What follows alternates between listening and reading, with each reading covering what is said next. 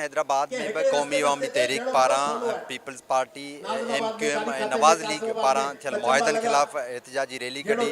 Press club आॾो धरणो हयो वियो। इन धरणे जी अॻुवाणी क़ौमी अवामी तहरीक जे सरबराह अयाज़ लतीफ़ अली जो कई। डॉक्टर अज़ीज़ टालपुर, गुलूकारा दीबा सहर समेत डॉक्टर नियाज़ कालाणी ऐं ॿिया जेके अॻुवान आहिनि क़ौम परस्त पार्टियुनि जा, उहे बि इन धरणे में शरीक थिया। इन धरणे में मुतालबो कयो वियो त ॼाणायल जेके मुआहिदा थिया आहिनि उहे सिंध जी अवाम आॾो पधिरा कया वञनि। इन धरणे जा कहिड़ा मक़सद हुआ ऐं इहो धरणो छा लाइ जेको आहे रैली कढी धरणो हयो वियो, इन हवाले सां अयाज़ लतीफ़ अली जो ऐं ॿियनि अफ़गान जो छा चवणु आहे, अचो त हिननि सां ॻाल्हि ॿोल करियूं। पीपल्स पार्टी ऐं नवाज़ लीग मुआहिदो कयो आहे गॾिजी त सिंध में नवां यूनिट ठाहींदासीं।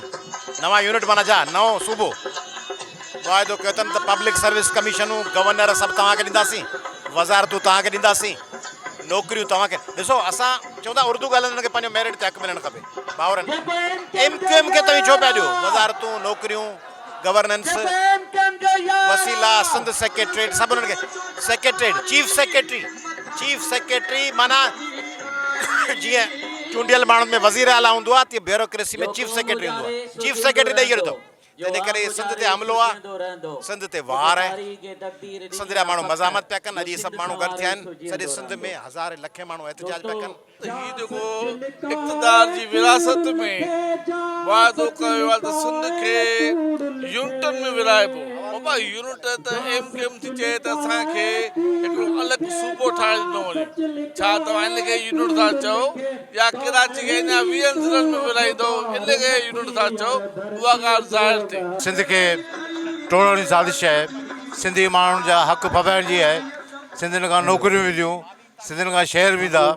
हीउ जेको ज़ुल्म थिए पियो शहबाज़ शरीफ़ जी वज़ीर अज़म जे करे, जेका सौदेबाज़ी थी आहे, इन में सिंध जे माण्हुनि सां वॾी ज्यादती थी आहे। इहो मुआहिदो सिंध लाइ ख़तरनाक मुआहिदो आहे। पहिरियां बि सिंध ते हज़ार अहिड़ा ड्रामा कया अथनि, कॾहिं कालाबाग डैम, कॾहिं बहरिया टाउन, कॾहिं DH सिटी, कॾहिं ज़ुल्फ़ाराबाद।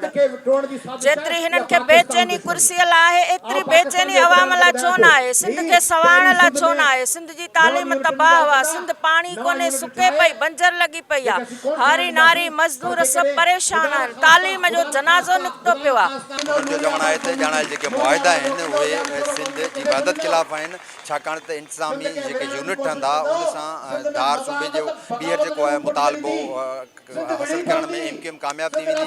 गॾोगॾु सिंध जा जेके वफ़ाक़ी लेवल ते इदारा आहिनि उन्हनि जो इंतिज़ामी जेको कारमवार आहे उहो बि हाणे MQM हवाले थी वेंदो, जंहिंसां सिंध वासी नज़रअंदाज़ थींदा। इन करे मुआहिदा फौरी तौर ते ख़तमु कया वञनि, ॿी सूरत में हिननि जो एहतिजाज जारी रहंदो। कैमरामैन नियाज़ मल्ला सां गॾु इम्तियाज़ कोसो, टाइम न्यूज़ हैदराबाद।